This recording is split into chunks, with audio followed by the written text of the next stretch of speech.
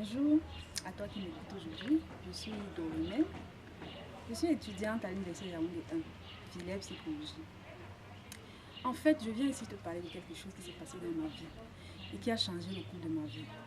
Je viens d'une famille africaine, comme vous pouvez le constater. Et avec l'image d'une famille africaine, comme vous connaissez, nous étions 8. Donc nous sommes 8 dans notre famille.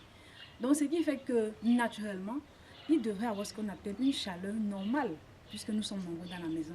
J'ai mes 2 parents qui sont encore là jusqu'à aujourd'hui, qui ont autant que possible pu subvenir à mes besoins. Donc je ne manquais pas de grand chose. Mais cependant, je vivais autre chose au-dedans de moi.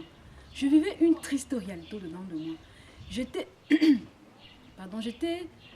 tout le temps triste à l'intérieur. Je ne savais pas exactement pourquoi est-ce que je vivais. J'en voulais même à mes parents de m'avoir créé, de m'avoir mise au monde. Je les en voulais également de ne pas me donner toute l'affection et l'attention dont j'avais besoin. Je vivais dans une grande famille, mais en même temps, je me sentais étrangère dans cette famille. Je ne savais pas pourquoi est-ce que je vivais. Je me demandais quel est le sens de cette vie. Pourquoi est-ce que je suis née? J'en suis même arrivée parfois à maudire le jour de ma naissance. Cependant, à l'extérieur, j'avais l'image d'une fille assez parfaite, très religieuse d'ailleurs. J'allais à l'église. Je m'étais même d'ailleurs baptisée, je me suis baptisée en classe de 4e, à l'âge de 14-13 ans je pense.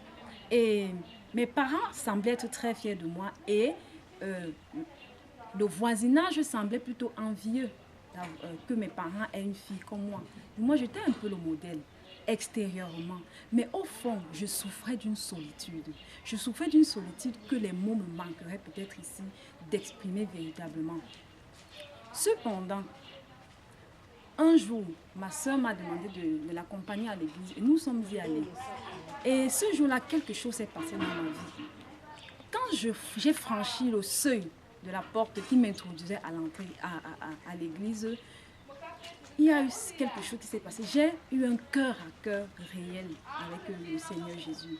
Et du coup, j'ai réalisé qui j'étais. J'ai réalisé ma misère. J'ai réalisé que j'étais pécheresse. J'ai réalisé que j'étais séparée de Dieu. Et je réalisais en ce moment que c'était terrible. J'ai commencé à pleurer sur mon sort. J'ai commencé à pleurer et je n'arrivais pas à me saisir. Et ce jour-là, j'ai passé presque tout le temps à l'église à pleurer. Quand je suis rentrée à la maison, je suis directement entrée dans ma chambre.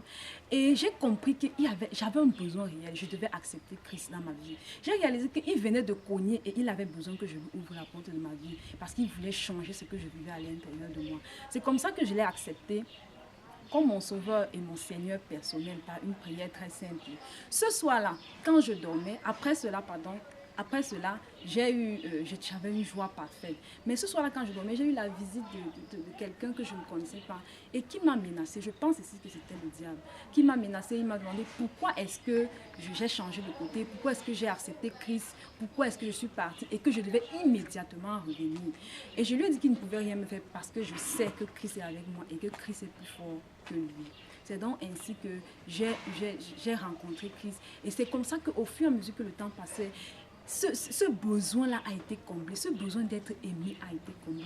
Mes parents m'aimaient, mais ils n'arrivaient pas à satisfaire ce besoin, cette soif qui était à l'intérieur de moi. Mais Dieu a pu satisfaire cette soif et je lui rends vraiment grâce. Et je veux parler à toi qui souffre peut-être d'un manque d'affection, d'un manque d'attention. Tu as peut-être tes parents, tu as tout le monde, tu as tes amis, mais tu te sens seul.